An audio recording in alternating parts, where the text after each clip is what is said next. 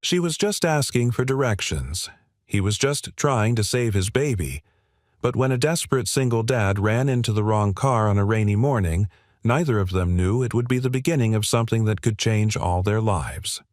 Before we dive in, if you enjoy emotional, heartwarming stories that stay with you long after they end, don't forget to subscribe to the channel. It helps us grow and brings you more stories that truly matter. Now, let's begin. Single dad rushed into the CEO's car with his baby. He didn't know she'd fall in love with them all. The child wasn't breathing right. Ethan's boots slapped against the cracked pavement of Maple Avenue as he raced out of the drugstore, cradling his 7-month-old daughter against his chest. Her skin was clammy, her breath coming in short, fast gasps, and her tiny fingers were curled tightly into the collar of his jacket. He didn't care that he'd left the diaper bag behind. He didn't care that the pharmacist had yelled after him something about paperwork. All he knew was that Maddie had been fine this morning, and now she wasn't. "Hold on, baby girl," he whispered, brushing a trembling hand against her damp forehead. "Daddy's got you." His beat-up Ford pickup, the one with the transmission that coughed more than it ran, sat useless a block away. He had jogged from there to save time, but now he realized the mistake. No cab, no ambulance, no one nearby but strangers who pretended not to see a man in panic. That's when he saw it. A sleek black SUV engine still running, parked at the curb just ahead. Luxury leather spotless windows and a vanity plate that screamed corporate money. The driver's window was rolled halfway down, and a woman inside was holding a GPS device, frowning as if it had personally insulted her. She was dressed in a tailored navy blazer, her dark hair tied into a sharp bun that didn't move even when she turned. Ethan didn't think. He ran straight to the car and slammed his palm against the passenger window. "Please, I need help. My baby, she can't. She's not breathing right. I need a hospital. Now." The woman flinched. She stared at him for a second too long, eyes narrowing, hand hovering over the gear shift as if she was about to speed off. Ethan saw the split-second calculation in her eyes. He looked like a madman, scruffy flannel, unshaven jaw, a baby bundled in his coat. This was the part where the rich lady locked the doors. But she didn't. She popped the lock, leaned across, and shoved the door open. "Get in," she said. Her voice was cold, clipped. She didn't ask questions. Ethan climbed in, clutching Maddie tighter, his heart pounding. The woman didn't introduce herself, didn't even look at him. She just pulled into traffic and gunned the engine. "Nearest hospital," she demanded. "County General, 13 blocks, right at the next light." She nodded once, then turned sharply, making the tires squeal. Ethan held Maddie close, whispering to her as the car lunged forward. The baby whimpered once, then went silent again. Claire Whitmore didn't know why she let them in. She hated detours. Her GPS had sent her into this podunk town on some back road that wasn't even in the updated maps. She had an investor meeting in the city. She had no time for delays, much less stray men and sick children. But something about the look in his eyes, that raw desperation, that was a kind of fear even money couldn't fake. She glanced sideways as he rocked the baby gently. The child's face was flushed, eyes half-lidded, lips too pale. "How long has she been like this?" Claire asked. 15 minutes, Ethan rasped. "She had a fever this morning. I gave her Tylenol. Then I noticed her wheezing, and now she's barely." Claire slammed her hand against the horn as the sedan cut them off. "Do you have insurance?" He didn't answer. He didn't have to. His silence said everything. They reached the hospital in 6 minutes flat. Ethan didn't wait for the car to stop completely. He threw open the door and sprinted inside with Maddie in his arms. Claire watched the emergency doors swing shut behind him. For a moment, she sat frozen. The sound of the child's rasping breath lingered in her ears like a ghost. She could leave now. No one expected anything of her. She wasn't family, wasn't even supposed to be in this town. But she didn't start the engine. Inside the ER, Ethan was pacing, eyes locked on the triage nurse behind the glass. Maddie had been taken back for immediate evaluation, and now there was nothing to do but wait. He stared down at the admission clipboard they'd handed him. No insurance, no recent medical history, no primary physician. And he hadn't even brought his wallet. The glass door swung open again. Claire walked in like she owned the hospital. Straight lines, hard heels, sharp eyes. She went to the front desk, whispered something to the administrator, then placed a sleek black card on the counter. Ethan saw the nurse's face change. A nod, a glance in his direction. The administrator came back with a softer tone. "Sir, your daughter is being evaluated now. We'll take care of her. Don't worry about the paperwork." Claire didn't come to him. She just gave him a brief, unreadable look, then turned to leave. Ethan caught her by the arm before she reached the door. "I don't even know your name," he said. She hesitated, then replied, "Claire. That's it. That's all you need." And then she was gone. He stood there for a long while, watching the taillights disappear into the city fog. Maddie was in good hands, but Ethan couldn't shake the feeling that he had just been caught in something far bigger than a wrong turn. Something had shifted, and neither of them was ready for what came next. The hospital room was quiet now, save for the soft hum of machines and the occasional beep that monitored Maddie's vitals. She was sleeping soundly, cheeks flushed but calm, her small chest rising and falling in steady rhythm. Ethan sat slouched in a hard plastic chair beside the crib, his hands clasped between his knees, head bowed. He had no idea how long he'd been there. Hours, maybe. Time moved differently when your child was in danger. The doctor had said Maddie would be fine. A high fever, early signs of bronchiolitis. They'd caught it early. She just needed fluids rest and a close watch. It should have been a relief, and it was, but the aftershock still echoed through Ethan's bones. He felt hollow, exhausted, and unshakably aware of how close he'd come to losing her. He stood, stretched his back, and kissed his daughter's forehead. Her skin was cooler now.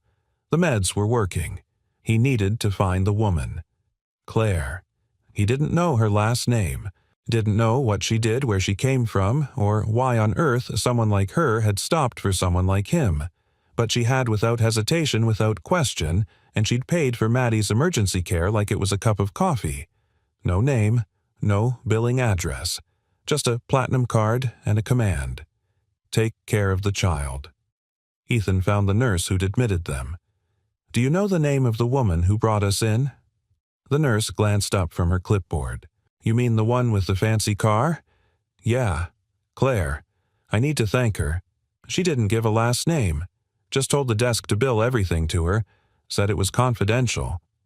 The nurse smiled. "You don't get many like that around here." "No," Ethan murmured. "You really don't." Outside the hospital, the late afternoon sun was beginning to dip, painting long amber shadows across the lot. Ethan unlocked his truck, slung the empty diaper bag into the passenger seat, and just sat behind the wheel for a long minute. His heart was still raw, thoughts looping on repeat. He had nothing to offer her. No means to pay her back. No way to even reach her. But he owed her more than money. The next morning, Ethan was back at work, dust-covered, sweat-soaked, and going through the motions at Carter's Woodworks. He'd taken the job 6 years ago, just after Maddie's mom passed. It was stable, quiet work, fixing antique chairs, carving detail into window frames, restoring old pieces for locals who couldn't afford to buy new. Today, though, his hands weren't steady. He kept seeing Claire's face, the way she gripped the wheel. Her voice calm, even cold, but steady. How she didn't flinch at the sight of a baby gasping for breath. Most people, most strangers would have kept driving. But she didn't. "Earth to Ethan," a voice cut in. Ethan looked up to see Mrs. Gardner standing at the workshop's open bay door, holding a brown paper bag and a curious smile. He exhaled, grateful. "Morning, Mrs. G. I brought lunch. Turkey on rye. You still eat right, barely." He chuckled, wiping his hands on a rag. "Thanks." She stepped in, setting the bag on his bench. Her graying hair was tucked under a wide-brimmed straw hat, eyes still sharp despite her age. "Word travels fast in a small town," she said gently. "Heard what happened yesterday?" Ethan nodded. "You okay? not even close. Mrs. Gardner sat down on the edge of a work table, folded her arms. "Want to talk about her?" Ethan raised a brow. "The woman," she said. "The one who helped you. Don't pretend like she didn't leave an impression." Ethan smiled despite himself. "Her name's Claire. That's all I know. She had a car that looked like it belonged in a magazine. Paid for everything. Didn't say why. Just drove off."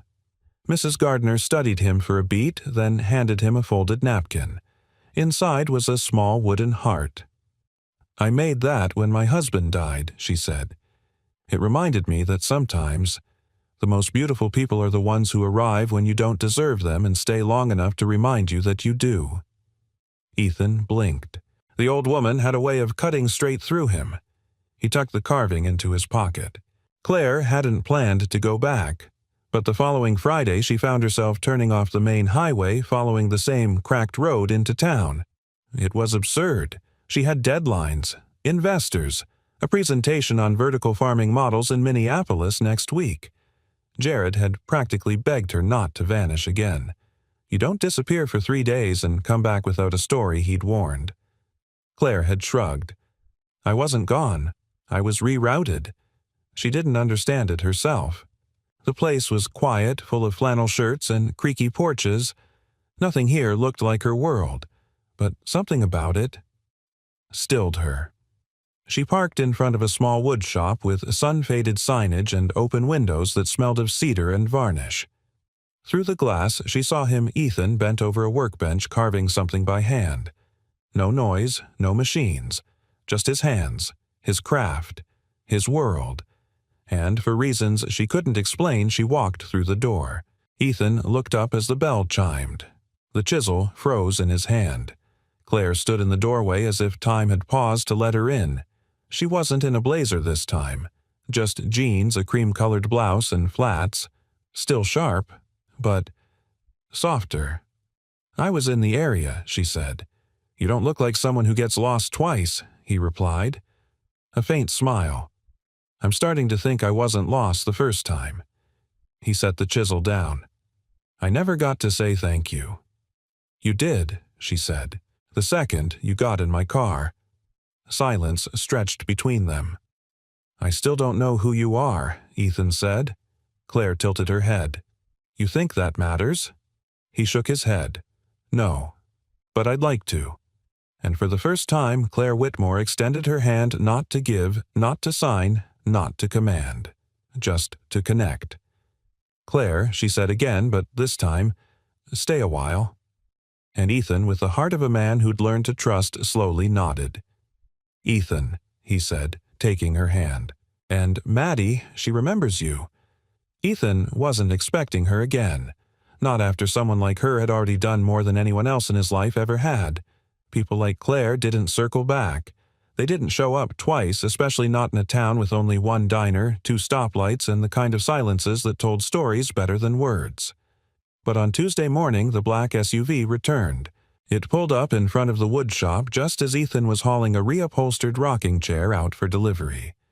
He wiped the sweat off his brow with the edge of his shirt heart, skipping, unsure whether he was seeing things or wanting to. Claire stepped out in heels, too polished for gravel, and a navy wrap dress that looked wildly out of place next to the rusted mailbox leaning on its last screw. But something about the way she carried herself, slightly less rigid, as if her shoulders remembered how to let go, felt different. She didn't look at the chair. She looked at him. "I was just passing through," she said. Ethan smiled. "Second time this week," Claire hesitated. "It's a long drive back to the city. Thought I'd stretch my legs." She didn't say it, but Ethan heard it anyway. "I thought about you." He gestured toward the open shop door. "Come in. Maddie's sleeping in the back." Claire paused at the threshold. It smelled of pine dust, linseed oil, and warm light.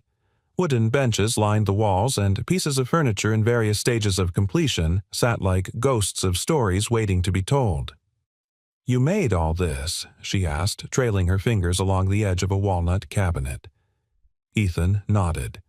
"Every joint, every groove." "I learned from my grandfather. It's not fancy, but it holds."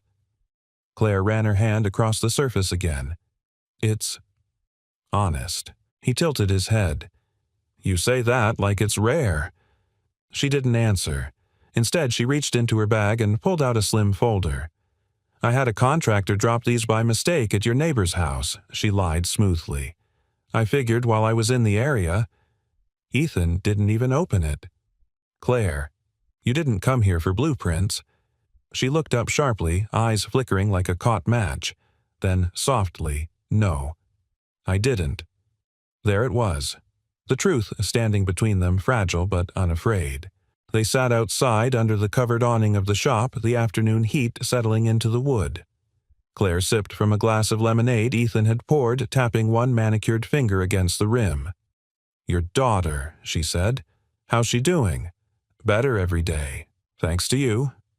Ethan glanced through the open window where Maddie slept in her playpen, one hand clutching a stuffed bunny with only one eye. She smiled at me, Claire said, her voice a whisper. That day, when I picked her up. Ethan nodded. She remembers people, especially the ones who make her feel safe. Claire looked away, blinking into the sun. No one's ever said that about me. Maybe they didn't stay long enough to find out. She turned to face him, then brows drawn. Why are you being kind to me? The question caught him off guard. He set his drink down slowly. You helped save my daughter's life. That's not something you forget. That's not kindness, she said. That was instinct. Cold math. You needed a ride. I had a car. Ethan leaned back, crossing one leg over the other. You didn't have to stay. You didn't have to cover the bill. You didn't have to come back. Claire looked down. I haven't done anything that wasn't in a spreadsheet in over a decade. He let the silence rest between them like a cushion neither wanted to disturb. Finally, Claire broke it. I used to be someone else, Ethan. Before the boardrooms and the IPOs. Before everything got so efficient. Still in there, he asked gently. I don't know, she said. Maybe she got buried under the quarterly reports. Ethan smiled. I've dug up worse things than that from old wood. The next moment belonged to Maddie. From inside the shop came a soft coo, then a thud, followed by a giggle. Claire stood almost too fast and crossed into the room. Maddie sat in her playpen wide-eyed and reaching up with both arms. For Claire. She hesitated at the edge, but the baby didn't. Maddie leaned against the side of the pen and made a soft sound somewhere between a laugh and a demand. Claire bent down, unsure of her hands, but Ethan nodded from the doorway. You can pick her up. Her arms were stiffer than they should have been, but Maddie settled in like she belonged there. Her fingers curled around Claire's collarbone. The tiny heart against hers beat warm and sure. Claire whispered something inaudible and held the child close, rocking ever so slightly a movement she hadn't made in 13 years. Ethan watched chest tight. I've never seen her that calm with anyone but me, he said quietly. Claire didn't look up. She reminds me that I'm not made of steel.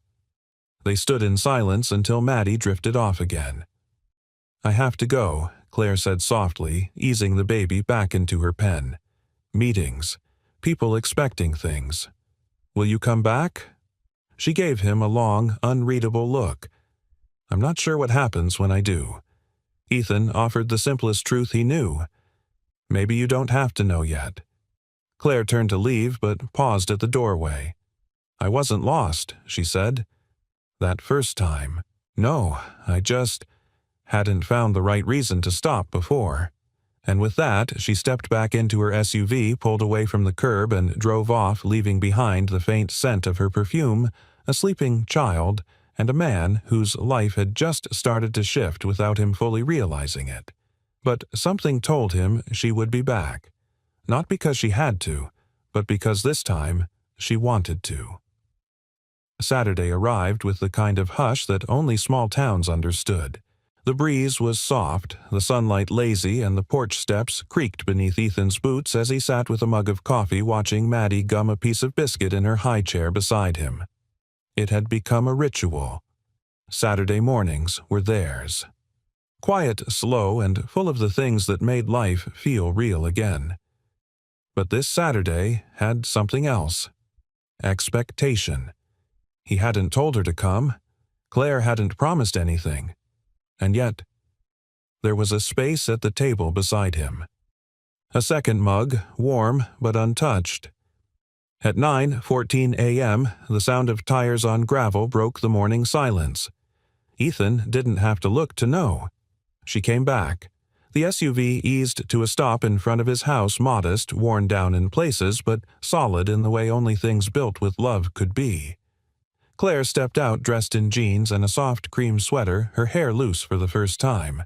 She looked like someone who had once remembered what comfort felt like and was slowly, carefully letting herself remember it again.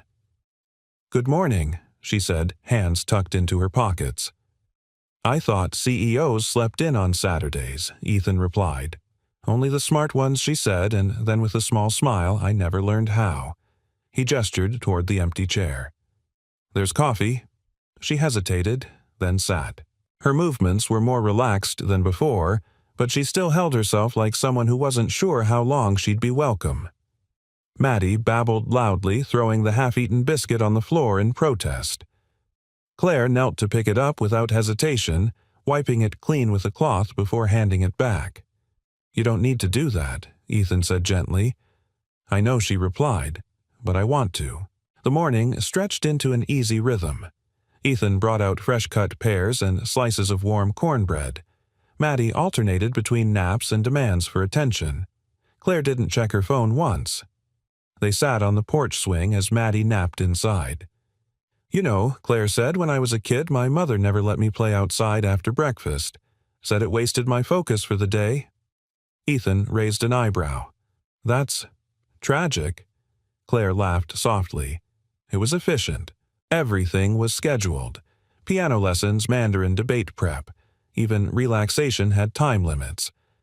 "Let me guess, you rebelled by color-coding your calendar." "No," she said, smirking.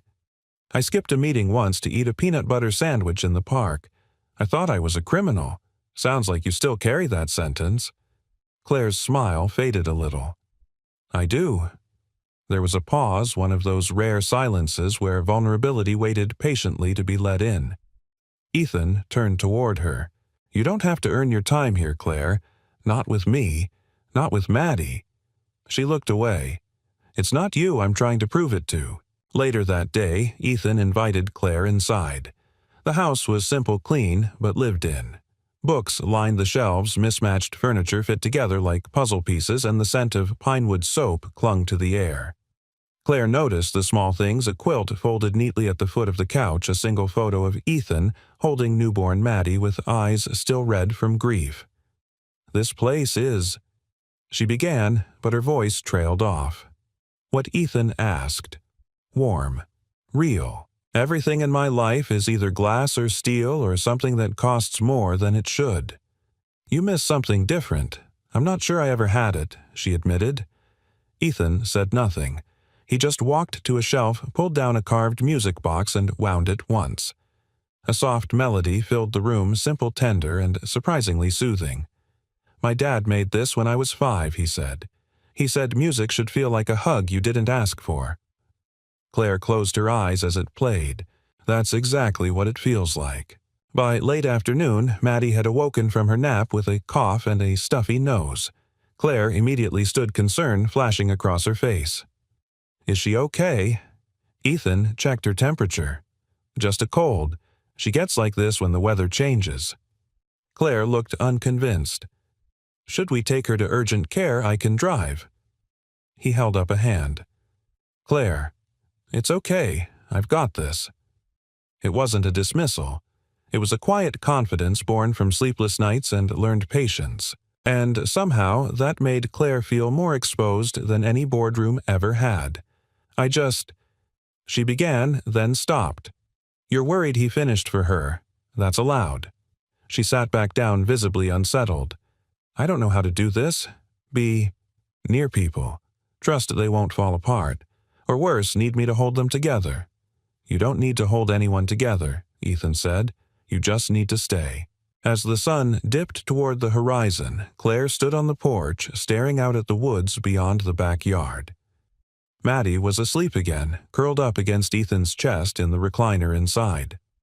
Claire breathed in the scent of damp leaves wood smoke from a distant chimney and something she hadn't let herself feel in years, peace. When she turned to go, Ethan followed her outside. "I know this isn't your world," he said, "but you're always welcome here." She hesitated. "Why?" "Because Maddie smiles when she sees you. And so do I." Claire looked at him then, long and full of something neither of them had named yet. She reached for the doorknob of her car but stopped. "I can come back next Saturday?" She asked the question, quiet and small. Ethan nodded. "We'll be here." She got into the SUV but didn't start it immediately. Instead, she sat behind the wheel, hands on her lap, staring out the windshield with eyes that shimmered faintly in the fading light. For the first time in years, she didn't feel like she was on a schedule. She felt like she was finding something that couldn't be planned. A place, a rhythm, a promise. Claire drove through the city with the kind of stillness that unnerved even her own driver. She wasn't scheduled to be back until Monday, but something about the silence in her penthouse condo had become louder than any boardroom debate. The leather seats and skyline view couldn't drown it out anymore. At every red light, her mind drifted back to Ethan's front porch, the swing that creaked with life the way Maddie's eyes lit up when Claire walked in, and Ethan's quiet voice when he said, "You don't have to earn your time here." She'd never heard that before, never believed it could be true. Her phone buzzed for the 5th time that hour. Jared again. She finally answered. "I'm 10 minutes away." "Perfect," Jared said. "Your mother's waiting in the boardroom." Claire exhaled slowly. Of course she is. The Whitmore building sat like a glass monolith in the heart of downtown. Clean lines, stark edges, not a single wasted inch. Claire walked through its lobby like she always had, heels, silent spine-straight expression unreadable. But something felt different now, like the walls knew. The meeting began before she sat down. This partnership with Eastwell Asia her mother began is time-sensitive. You need to be in Singapore next week. The Agritech presentation is scheduled and the investors? "I'm not going," Claire said. The room fell silent. Jared dropped his pen. Her mother blinked once. "Excuse me." "I'm not going," Claire repeated calmly. "We can send Marcus and the team. I've already reviewed the materials. You are the face of this brand, Claire. You don't just get to delegate your responsibilities when the wind changes." Claire folded her hands. "I'm not delegating. I'm prioritizing." Her mother's voice turned to ice. "And what exactly is so important that it overrides your position, your future, your name?" Claire hesitated.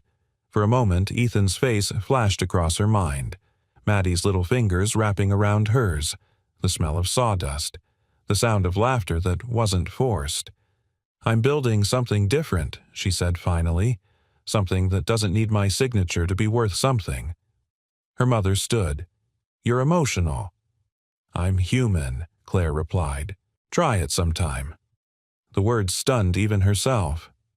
As the boardroom emptied, Jared lingered. "That was new," he said, offering her a paper cup of coffee. "I know," she murmured. It felt good. He paused. "Is this about the guy?" Claire gave him a sidelong glance. "What guy?" Jared smiled. "The guy who made you say no in front of your mother and the board without blinking. That guy." Claire didn't answer.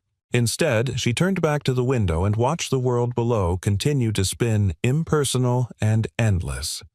And for the first time in a long while, she didn't want to be a part of it. She wanted to be somewhere slower, somewhere honest. The next morning, she drove back to the town without warning. This time she didn't park in front of the wood shop. She drove straight to the house. Ethan was in the backyard, shirt sleeves rolled up, repairing the fence, while Maddie sat nearby on a blanket, chewing on a wooden toy he'd carved. Claire stepped out of her car and stood silently for a moment, taking it in. The scene didn't feel like something she was watching. It felt like something she was missing. Ethan looked up and smiled. "Well, look who couldn't wait until Saturday." Claire shrugged. "Deadlines are overrated." He wiped his hands on a rag and nodded toward the porch swing. Come sit. Maddie's been working on her royal wave." As she stepped into the yard, Maddie shrieked in glee and extended both arms toward her. Claire scooped her up, instinctively surprised at how natural it now felt to hold her. "She missed you," Ethan said. Claire brushed a curl from Maddie's cheek. "I missed her." She paused. "And you?" Ethan's gaze softened. "That's good, because I think you're starting to belong here." Claire looked down. "That's the part that scares me." That evening, after Maddie had fallen asleep in her crib inside, Ethan lit a small fire in the backyard pit and handed Claire a mug of tea.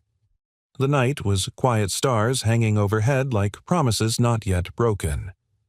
"I told my mother no," Claire said, breaking the silence. For the first time in years.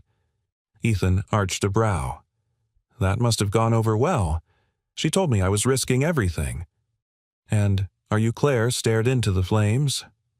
"I don't know, but for once, I want to risk something that feels real." Ethan leaned back in his chair. "You don't have to prove anything here. Not to me. Not to Maddie." "I don't think I'm trying to prove it to you," she said softly. "I think I'm trying to prove it to her." "Your mom?" Claire shook her head. "No. The version of me I left behind a long time ago. The one who used to laugh. The one who dreamed of a life that didn't come with a quarterly report." Ethan was quiet for a moment. Then he reached into his pocket and handed her something small, a carved wooden heart. Claire turned it over in her hands, noticing the initials M.E. etched on the back. "I made it after my wife passed," Ethan said, "to remind me that even when something breaks, you can still carry the pieces with you. Doesn't mean they'll cut forever." Claire clutched the heart tightly. No one had ever given her something so simple, yet so profound. She looked at Ethan. "Thank you for seeing me." Ethan met her eyes. "You're hard not to see, Claire, once someone really looks." And in that moment, surrounded by stars, silence, and the scent of firewood, Claire Whitmore realized that she wasn't being rescued. She was being rebuilt from the inside out. It rained on the following Thursday. Not a hard, angry downpour, just a quiet, persistent drizzle that softened the world into hushed grays and distant echoes. Ethan stood by the kitchen window with Maddie nestled against his chest, her head tucked under his chin. She'd been fighting off a low-grade fever all night, the kind that made her clingy and restless, refusing to sleep unless she could hear his heartbeat. The coffee had gone cold an hour ago. He didn't care. He looked out at the yard where the garden soaked up the rain and the swing on the porch swayed gently in the wind. He didn't expect her to come today. It wasn't Saturday. And yet, a black SUV turned onto the gravel drive. Ethan didn't move, didn't smile, just quietly held his daughter a little closer. Claire stepped out wearing a raincoat, her hair pulled back but loose enough that the humidity curled the ends. She carried a paper bag in one hand and a look on her face he hadn't seen before. Not guarded, not confident, something closer to asking. He opened the door before she knocked. "I heard she wasn't feeling well," Claire said, holding up the bag. "Chicken broth, and I brought a copy of Goodnight Moon." Ethan's brow lifted. "That's a bold choice." Claire gave a faint smirk. "It's on the list of top 10 books that make adults cry." Figured it was appropriate. She stepped inside, her eyes immediately falling to Maddie. The baby whimpered softly, then reached a hand toward her. Without thinking, Claire took her. It wasn't awkward anymore. She adjusted Maddie on her hip as if she'd done it 100 times before. "She looks flushed," she murmured, her brows knitting. "Did you call the doctor?" "Yes. They said it's viral. Lots of fluids, close watch, no panicking." Claire exhaled, slowly, rocking gently. Okay. Ethan watched her, arms crossed loosely, voice quiet. "You could have called." "I didn't want to call," she said. "I needed to see her." She looked up. "I needed to see both of you." They sat in the living room, the fire crackling, low books and wooden toys scattered around them like tiny reminders of a life lived fully, if not perfectly. Claire fed Maddie spoonfuls of warm broth while Ethan reheated the coffee. The rain tapped a soft rhythm against the roof. "You look tired," Claire said. Ethan passed her a mug. "Parenthood isn't a weekend job." She nodded. "Neither is healing." He turned toward her. "That what this is?" Healing. Claire hesitated. "It's something. I used to think if I kept my schedule full enough, if I made myself indispensable, I'd never have to feel anything again." Ethan leaned forward, elbows on his knees. "What changed?" "I held her," Claire said, looking down at Maddie. "That first time. The way she looked at me like I wasn't broken, like I hadn't failed." Ethan didn't interrupt. She needed to say this. "I made a choice 13 years ago," Claire continued. "I had just been promoted. My mother said it wasn't the right time. Said I had responsibilities, that a child would ruin everything." Her voice tightened. And I believed her. Silence. Thick, not uncomfortable, just heavy with things never said aloud before. "I walked into that clinic alone," Claire said, "and I walked out feeling like something inside me had shut off. Permanently. I built a world around that silence, built a career on not needing anyone." Ethan set down his coffee. His voice was steady, quiet. And now Claire looked at him. "Now." I hear her laugh, and it sounds like the thing I've been waiting to remember. Maddie stirred against her, soft and warm and unaware that she was healing a heart simply by being. "I don't know how to be a mother," Claire whispered. "Not really, not biologically, but sometimes I think I could be something. To her. If I knew how to start." Ethan reached out and brushed a strand of hair from her face. "You already did." That night, after Maddie had fallen asleep on Claire's chest, they carried her into the nursery together. Claire lingered by the crib, watching the baby breathe, watching her tiny chest rise and fall in steady rhythm. She turned to Ethan. "She trusts me." "Of course she does." "No," Claire said. "I mean, she chooses me, even though I'm not hers." Ethan stepped beside her. "Family isn't about blood. It's about who shows up when it matters." Claire looked at him. "And why do you keep letting me in?" He considered that, then answered honestly. "Because you show up. You don't just send flowers and walk away. You come back. You stay. And that means more than you think." She didn't reply, just stood there feeling the quiet wrap around them both. Later, Claire sat on the porch swing watching the rain finally taper off into mist. Ethan joined her, draping a blanket over her lap. Neither of them spoke for a long time. Finally, she said, "I told my mother I wouldn't go to Singapore. She said I was throwing everything away." Ethan leaned back. "And are you?" Claire looked toward the nursery window where a soft nightlight glowed behind the curtain. "No," she said. "For the first time, I'm holding on to something that matters." Ethan nodded slowly. "Then maybe you're not throwing it away. Maybe you're just trading up." She smiled faintly, the kind of smile that grew from pain and peace at once. Then, after a long pause, she said softly, "You think she'll remember me?" Ethan turned to her. "She already does." Claire stared at the stars beginning to peek through the clouds, and for the first time in years she felt a different kind of certainty. This wasn't a visit. This wasn't a detour. It was the beginning of a road she never planned to take, but had somehow always needed. It had taken Claire exactly 3 days to return to Ethan's house after the rainy night, but to her it felt like weeks. This time she didn't bring soup or books or excuses. She brought something else, something small, tucked carefully inside a craft paper bag she carried like it was more fragile than it looked. Ethan met her at the door, sleeves rolled apron stained with wood glue and sawdust. "You've been busy," she said, nodding toward the pieces of furniture lined along the porch waiting for finish and polish. He smiled. Deadlines. Small-town ones, but deadlines just the same.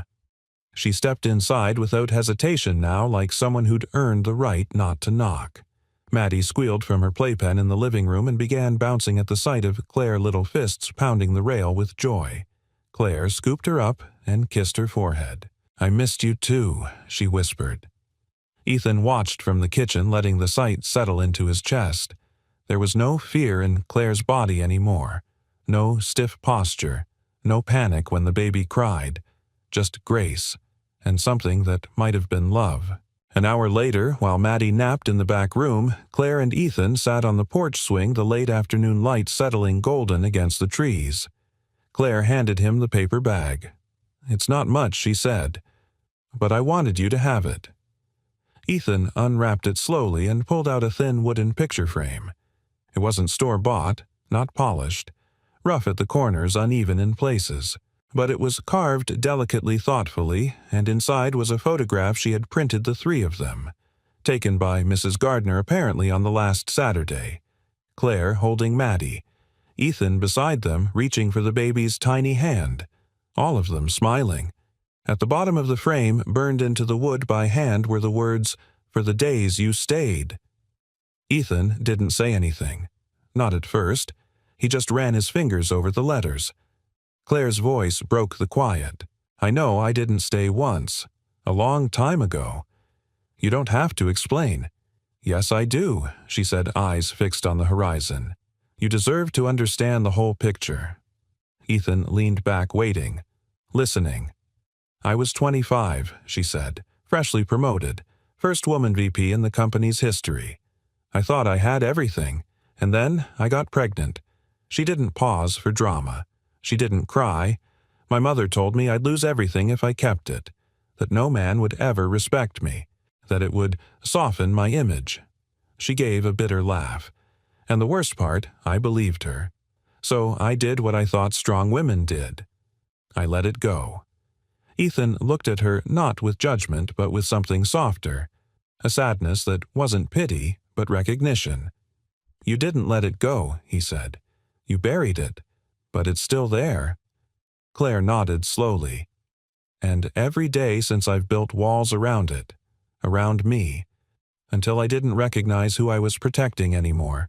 The picture frame sat between them, the smiling photo catching the light. "I don't know how to be soft," she said. "I know how to close a deal, how to fire a team, how to cut losses. But this," she gestured toward the house. The swing, the baby's blanket draped over the railing. "This is where I fall apart." "Maybe falling apart," Ethan said gently, "is how you start rebuilding." That evening, Claire lingered longer than usual. Mrs. Gardner stopped by with a tin of cornbread and a story about her late husband and how he once built a bookshelf upside down, just to prove that not every mistake needed to be fixed. "You just had to see it from another angle," she said, tapping Claire's knee with affection. After the older woman left, Claire stood in the living room looking at a shelf Ethan had crafted. Simple, elegant, imperfect. "I think I've been upside down for a long time," she murmured. Ethan stood beside her. "Then maybe we stop trying to fix it. Maybe we just look at it differently." Claire turned to him. "You really believe people can change? That late in the game, I think people can heal. That's a different thing." She took a breath. "And if I'm still broken, then I'll remind you that you're not," he said. "Every time you forget." There was a stillness between them then, not from hesitation but from reverence. Later that night, as she slipped out the door, Claire paused and looked back. The picture frame now sat on the mantel above the fireplace, exactly where Ethan had placed it without a word. "Ethan," she said, hand resting on the doorknob. "I don't know where this is going. I don't have a 5-year plan for us." He walked toward her slowly. "I wouldn't want one. I just know," she continued, voice quieter, "that when I'm here it feels like I've stopped holding my breath." Ethan smiled, stepping close enough to brush her hand with his. Then, "Breathe, Claire. Stay. Come back. Whatever you need. Just don't disappear." She nodded, and for the first time in her life, Claire Whitmore didn't leave with a goal or a deadline or a script. She left with something far more dangerous. Hope. The night began like any other, quiet, steady, peaceful. The air carried the scent of late summer with a soft breeze drifting through the windows of Ethan's home. Maddie had been a bit fussy at dinner, pushing away her food and whining more than usual. Ethan had chalked it up to teething. Claire, sitting at the kitchen table and folding tiny onesies with a tenderness she'd never imagined herself capable of, noticed something different. "She's not eating," Claire said, glancing up as Ethan lifted Maddie from the high chair. "She's been cranky all day, probably just tired." Claire stood watching them closely. Her cheeks looked flushed. Ethan touched her forehead and frowned. She might be running warm. Claire's posture shifted, her shoulders tensed, and her eyes darkened with concern. "You think it's just a cold again?" Ethan asked. But Claire wasn't listening anymore. She was watching Maddie. And then it happened. A sound, barely a sound. A soft wheeze from Maddie's chest. Then another tighter. Then nothing. Ethan froze. Maddie's arms jerked slightly, then went limp in his hands. "Claire!" he whispered, voice already unraveling. Claire was already across the room, her phone tumbling to the floor. "Give her to me, Ethan, now." He passed the baby to her without thought, his hands trembling. Maddie's lips had begun to pale, her chest eerily still. "Oh, God," Ethan gasped. "She's not breathing." "Claire, she's not, call 911, Claire barked, lowering Maddie to the carpet. Now Ethan stumbled backward, grabbing the phone, voice choked as he shouted the address. Claire tilted Maddie's head, gently checking her mouth, her airway. Her hands, those hands that once only held PowerPoints and pens, moved with practiced, desperate calm. She began back blows alternating with soft chest compressions, whispering beneath her breath with every motion. "Come on, baby. Come on, come on, come on." Maddie didn't move. Claire Ethan's voice cracked as he knelt beside her, eyes wide with terror. She's not." "Don't say it," Claire hissed. "She's not gone. She's not." Her voice broke on the last word. And then Claire did something Ethan never expected. She cradled Maddie against her chest and wept. She wasn't giving up, but something inside her had cracked open a dam of pain and regret and raw, unbearable love. "Please," she whispered into the baby's ear. "Please don't go. I couldn't save mine. Not then. Please let me save you now." Tears streamed down her face as she rocked back and forth, Maddie's still body pressed against her heart. And then a twitch. The smallest of movements. Maddie coughed. Claire froze, eyes wide, holding her breath as the child gave another weak cough, then another. A gasp. A cry. Then a piercing wail that filled the room with life. Ethan collapsed back against the wall, eyes wet, hands shaking. Claire couldn't stop crying, her face buried in Maddie's hair as she held the baby like something both sacred and fragile. The paramedics arrived minutes later. They rode to the hospital in the back of the ambulance, Claire holding Maddie in her arms, Ethan never letting go of Claire's hand. The diagnosis came quickly: an acute allergic reaction. Trace elements of ground peanuts in the store-bought baby food they'd tried that night. "She'll be okay," the doctor said. "You got to her in time. She's strong." But Claire barely heard him.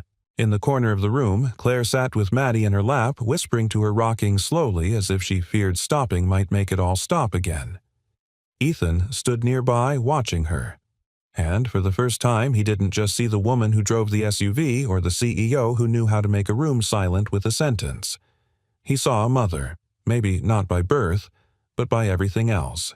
After Maddie had been cleared for release and finally drifted to sleep in the hospital crib, Claire walked outside for air. The night was thick with humidity. A storm had passed through. The sky was clearing one star at a time. Ethan followed her, but he didn't speak right away. He just stood beside her under the awning, both of them facing the quiet. She stopped breathing. Claire said, barely more than a breath. "I've never been that scared in my life." Ethan's voice was hoarse. "Me either." She turned to him. "You trusted me with her, and I almost—" "You saved her," he interrupted, firm. "You saved her." Claire shook her head. "I don't know what I would have done if—" She couldn't finish. Ethan took her hand. "You weren't just there, Claire. You didn't freeze. You didn't run. You stayed." She looked at him, eyes glassy, heart raw. "I kept thinking about my baby. The one I never held. I kept thinking this time I had to fight." "You did," he whispered. "And you won. They stood in silence, their joined hands the only thing unmoving in a world that had just tilted. Finally, Claire whispered, "I don't think I can go back." Ethan turned to her. "To the city, to that life. The one where I pretend I'm untouchable, where everything's numbers and quarterly goals and headlines. I used to think I had power, but tonight, I had Maddie's heartbeat. That's the only power I ever want again." He didn't reply. He just stepped closer, his hand brushing her cheek. "You're not broken, Claire. You just never had a place that let you be whole." She leaned into his touch, eyes closing. "Maybe this is that place," she whispered. "Maybe it's always been." In the distance, a train horn sounded soft, steady, echoing like a second chance. And in that moment, under the stars and the fading ache of fear, neither of them said the word love. But both of them heard it. Claire left before sunrise. No note, no goodbye. Just the soft click of the door and the echo of quiet footsteps down Ethan's porch stairs. Maddie was still asleep in her crib, curled beneath the flannel blanket Claire had tucked around her hours earlier. Ethan stirred briefly when he realized the other side of the bed was empty, but by the time he reached the front door, her SUV was already gone, swallowed into the misty dawn. He stood barefoot on the porch, heart still raw from the night before, and stared into the fog like he might somehow will her back into view. But she had disappeared. Again. Claire didn't cry on the drive back to the city. She didn't speak, didn't blink too long at the road signs, didn't fumble with the radio like she sometimes did to distract herself. She just drove fast, purposeful with every mile, creating distance between the world she'd nearly fallen into and the world she'd spent her life building. The skyline came into view as the sun broke through the horizon. Towering glass-clean lines, predictability. Her world. She parked beneath her penthouse building, rode the elevator in silence, and unlocked the door to a space that echoed with absence. The hum of nothing. Her phone had 27 missed calls. 22 of them were from Jared. "You ran," he said when she finally walked into her office. Jared was standing by the window tie, loosened, coffee untouched. His tone was less accusatory and more disappointed. Claire walked past him, dropped her purse on the desk, and sank into the leather chair behind it. "I needed space." Jared gave a low laugh. "Claire, you are space. You built your entire life around not letting anyone too close." She looked up at him, the exhaustion plain on her face. "You don't know what it was like." "I don't," he agreed. "But I know what it's like to watch someone about to find something real, only to shove it away because it doesn't fit into a business model." Claire turned her chair toward the window, trying to compose herself. It wasn't supposed to get that far. Feelings don't check in with your assistant, Claire. They just arrive. She didn't speak. Didn't need to. Jared reached into his satchel and pulled out something small wrapped in cloth. He set it gently on her desk and walked out without another word. Claire unwrapped it. It was the carved wooden heart Ethan had given her. Jared must have found it in her bag. He'd seen it before the day she first brought it to the office without realizing. But something was different. Inside the wrapping was also a folded piece of notebook paper worn at the edges. She recognized Ethan's handwriting immediately. "If you're reading this, it means you left again. Maybe you had to. Maybe the world got too loud and the silence here got too honest. I understand. I just hope this time you come back not because you feel guilty, but because you know you're already forgiven." Claire read the note 3 times before her hands stopped shaking. That night, she sat in the dark corner of her high-rise living room, curled into a blanket she no longer liked, listening to the traffic below and thinking about the sound of Maddie's laugh. The apartment felt sterile again, like something staged for a catalog. Her mind drifted to the soft creak of Ethan's porch swing, the quiet strength in his hands, the way he held his child like she was the axis of his world. And then her mother called. "I heard you've been off the grid," her voice clipped and poised as ever. "I hope this detour of yours hasn't ruined our Singapore expansion." Claire didn't have the energy for a fight. "I'm not going." Silence crackled like ice on the other end. "Excuse me, I said I'm not going. I don't need more cities or more power or another headline. I need something real." Her mother scoffed. "You're making a fool of yourself, Claire. You don't belong in that kind of life. You built yourself out of nothing, don't go back to it." Claire's grip tightened on the phone. "I didn't build myself out of nothing. I buried who I was to become what you expected." Her voice cracked, but she didn't stop. "I'm done performing." She hung up before her mother could respond. The next morning, Claire didn't dress for the office. She dressed like someone who remembered what it felt like to breathe. She packed a small bag, no laptop, no contracts, no conference shoes. Just the heart-shaped carving the note and a warm sweater Ethan once said brought out the color in her eyes. She got in the SUV and drove. Ethan was standing in the front yard watering the garden bed with Maddie strapped to his chest when he heard the crunch of tires on gravel. He turned slowly. Claire stepped out of the car holding nothing but a bouquet of wildflowers and a shy, searching look. For a moment, neither of them moved. Then Maddie squealed. Claire's eyes welled instantly. Ethan reached for the buckle of the baby carrier and unlatched it slowly. Maddie reached out, arms open. Claire crossed the yard with uncertain steps and took Maddie into her arms. The child rested her cheek against Claire's chest, eyes fluttering shut in trust. Ethan watched them. Then, gently, he said, "I wasn't sure if you were coming back." Claire's voice was soft breaking. "Neither was I. And now I'm still scared," she admitted. "Me too." She looked up. "I'm not asking for guarantees. I'm not even asking for forgiveness." "You already have it," Ethan said. Claire took a shaky breath. "If she still smiles at me, maybe we could start from there." Ethan stepped forward, brushing a thumb across her cheek. She never stopped smiling. And as the wind rustled through the trees and the child sighed against her shoulder, Claire realized something she'd never dared to hope.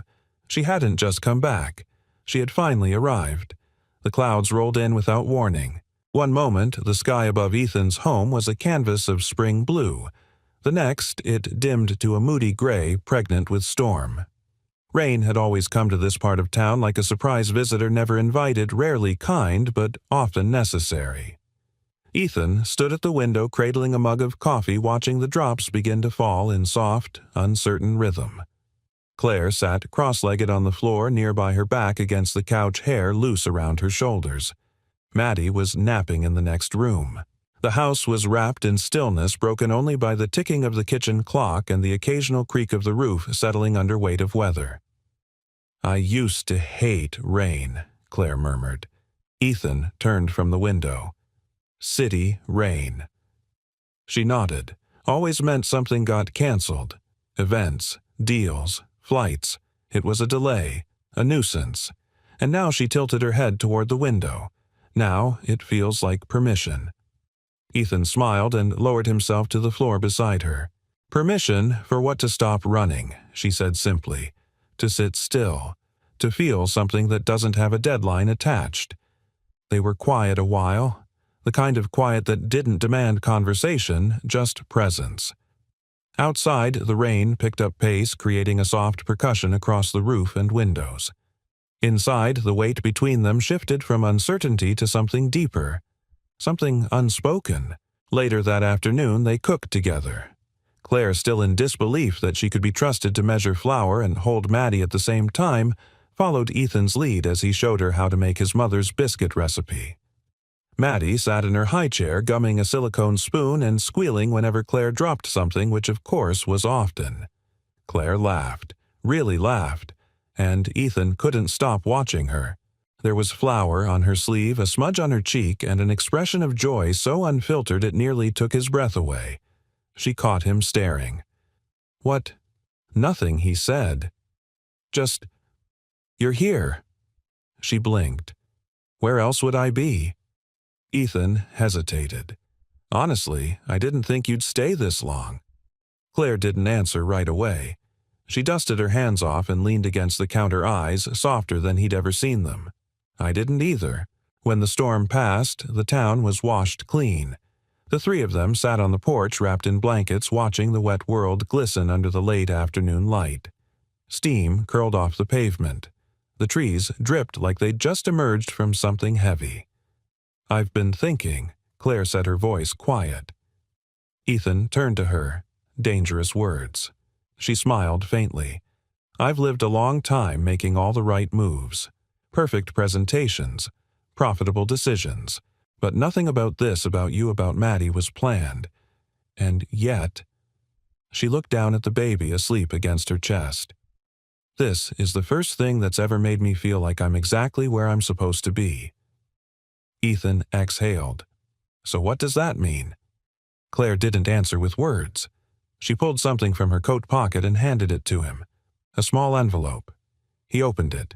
Inside was a letter formal typed with the letterhead of her company at the top. Her resignation as CEO. Effective immediately. Ethan stared at it, heart thudding. You're serious? Claire nodded. I'll stay on as a strategic advisor. Jared will take over interim leadership until they finalize a new candidate. But, Claire, this is your life. It was, she said. But I realized something the night Maddie stopped breathing. Her voice caught, but she continued. I realized I could spend the next 20 years accumulating more power, more money, more press, but none of it would matter if I couldn't hold on to the things that make life worth living. Ethan looked at her, at the fire in her eyes, at the vulnerability beneath the strength. You're not just stepping down, he said softly.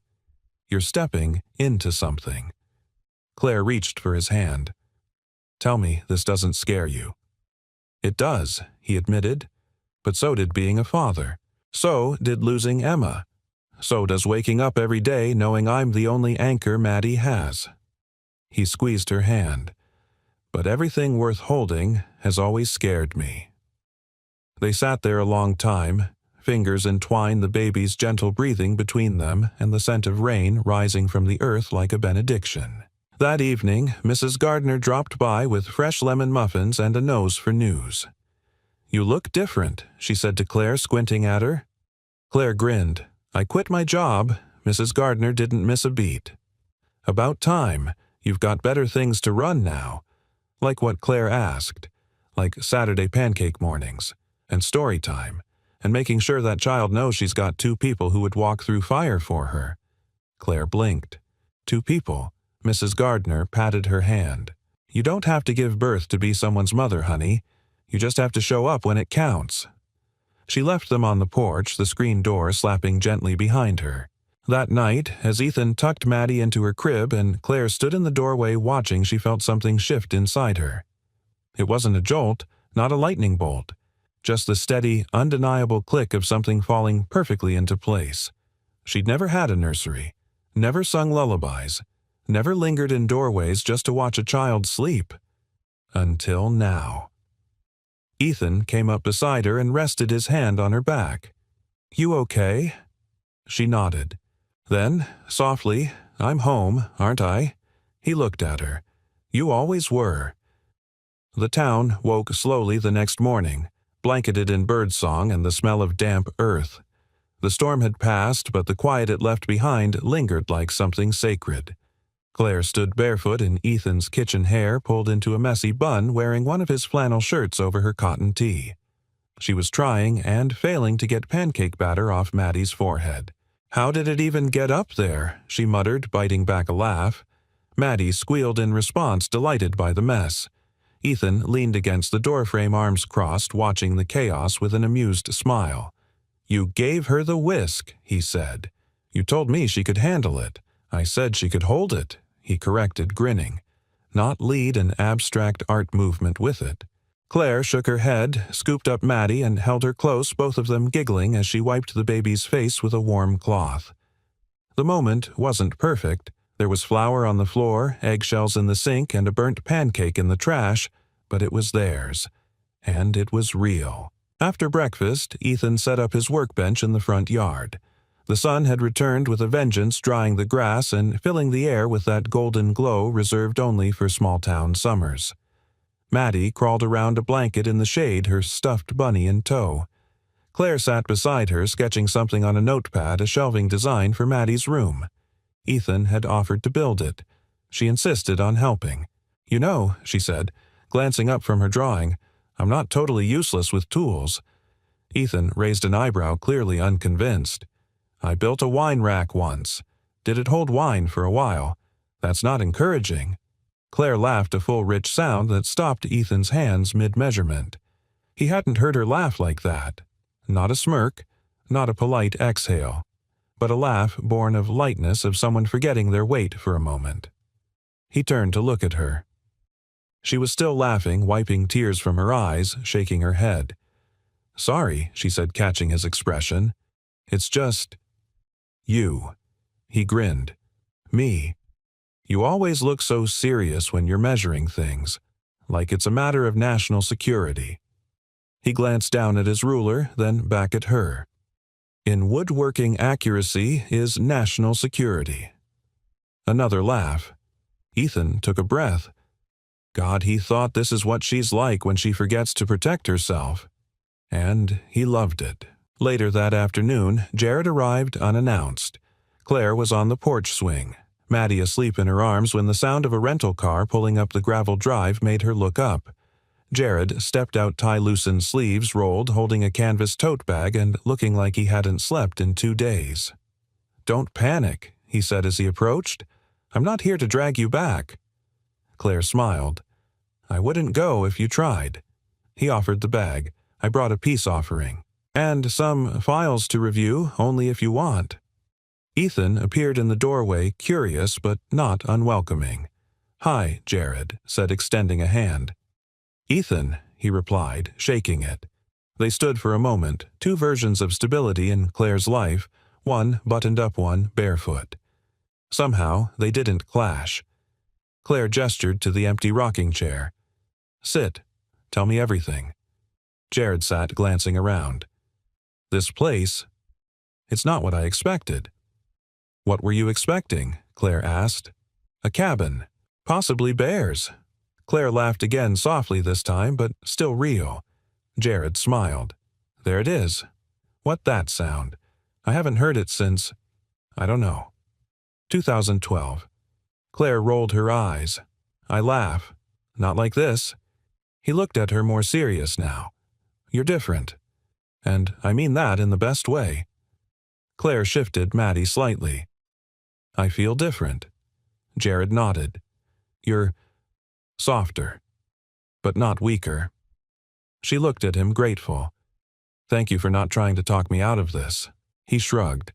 "I came here to remind you of what you walked away from. But I think I just found what you walked into." He stood, brushing off his pants. "And honestly, I think this place suits you better than the corner office ever did." That evening, after Jared had driven back to the rental place and the sun had begun its descent behind the trees, Claire and Ethan stood on the porch watching Maddie play with her stacking rings in the grass. "I always thought happiness was something you had to fight for," Claire said, arms folded, eyes on her daughter. "Sometimes it is," Ethan replied. "But sometimes it's what's left when you stop fighting everything else." She nodded slowly. "You know," she said, glancing at him, "Jared called me softer." "He's not wrong." Claire looked amused. "You agree, I think you're stronger now than you've ever been." She was quiet a moment. Then, without ceremony, she slipped her hand into his. Ethan didn't flinch, didn't move. He just held it steady as ever. And Claire knew in that moment that all the walls she'd built weren't protection. They were barriers. And now without them, she didn't feel exposed. She felt free. That night, as she carried Maddie to bed, humming an off-key lullaby she'd learned from a children's video, Ethan watched from the doorway, arms crossed, a smile tugging at the corners of his mouth. Claire turned around, her voice low. "She called me Mama today." Ethan blinked. "She did." Claire nodded, her eyes misty. "I didn't even realize it at first. But she meant me." Ethan stepped forward, pressing a soft kiss to Maddie's forehead, then resting his hand against Claire's cheek. "She's right," he said. "You are." And Claire, without apology or fear or second-guessing, let the tears fall. Not of grief, not of guilt, but of grace. The kind that comes when you finally become who you were always meant to be, and maybe, just maybe, who someone else needed you to be too. Autumn arrived quietly in the town, slipping into the trees with amber and rust, turning porches into places of warmth and memory. The wind no longer carried urgency. It carried whispers of change, of roots taking hold, of lives no longer waiting to begin. Claire stood at the edge of the small backyard garden Ethan had cultivated over the years, rows of carrots, thyme, and promise. Maddie toddled ahead in her tiny boots arms outstretched, chasing the last leaves as they fell in spirals through the golden air. Claire laughed, the sound as soft as the wind and just as sure. She no longer needed to borrow Ethan's flannel shirts. She had her own now, creased at the elbows, smelling of sawdust and cinnamon. Her heels were boxed away in a storage closet in the city along with her old life filed under used to be. "Don't go too far," she called out as Maddie veered toward the back fence. "She won't," Ethan said from the porch, stepping down with 2 steaming mugs of cider in hand. "She knows where home is." Claire turned as he reached her. The look between them no longer carried the weight of uncertainty. Now it held the quiet strength of something chosen day after day. They sipped in silence, watching Maddie drop to her knees and giggle into a pile of leaves, cheeks flushed, hair tangled. A world away from ventilators and hospital beeps. "She slept through the night," Claire said. "That's twice this week." "She called me Mama again this morning," Claire added softly. Ethan smiled.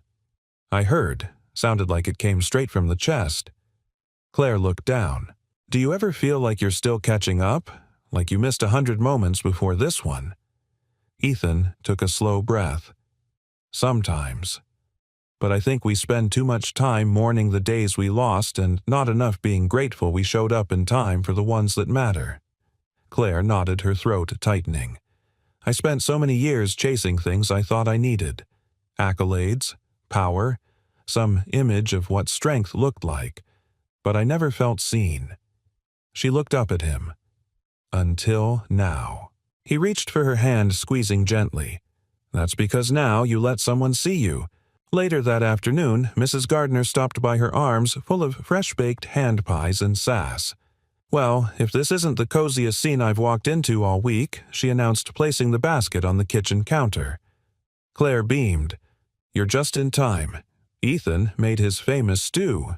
Famous Mrs. Gardner raised an eyebrow. "He made it twice and forgot the salt both times." Ethan grinned. "It's a subtle flavor profile." They all laughed, and even Maddie let out a squeal that made the older woman's eyes glisten for a split second before she looked away, pretending to examine the curtain rod. When dinner wound down and the dishes were cleared, Mrs. Gardner handed Claire a small square box wrapped in faded floral paper. "It was my daughter's," she said, "but she's long gone and wouldn't mind one bit. Something told me you'd know what to do with it." Claire opened the box, slowly revealing a delicate gold locket. Inside was no photo, just room for one. Claire stared at it for a long moment before closing the clasp and nodding. "I do know." The following weekend, Jared returned for a visit. He parked his car beneath the changing trees, stepping out in casual clothes for the first time Claire could remember. No tie, no briefcase, just a calm expression and an easy stride. "You look alarmingly domestic," he said as Claire opened the door. "I bake now," she replied dryly. "God help us all." They shared a quiet laugh before walking out to the porch where Ethan was showing Maddie how to turn a screw in the side of her new toy chest. Jared sat beside Claire, observing the scene with something like reverence. "You did it," he said. Claire glanced at him. "Did what you stepped off the cliff and landed." She smiled. "I didn't fall. I flew." He pulled a manila folder from his bag and handed it to her. "What's this final paperwork? Transition of full leadership to the new CEO. Clean, painless. And here's the kicker, your mother signed off with only 3 passive-aggressive remarks." Claire chuckled. "That's a record." Also, Jared added, "We've renamed the company's new family support initiative." Claire raised an eyebrow. "To what?" He grinned. "The Whitmore Fund, in honor of women who choose differently, who begin again." She blinked back, sudden tears, throat tightening. "Thank you." He reached over and squeezed her hand.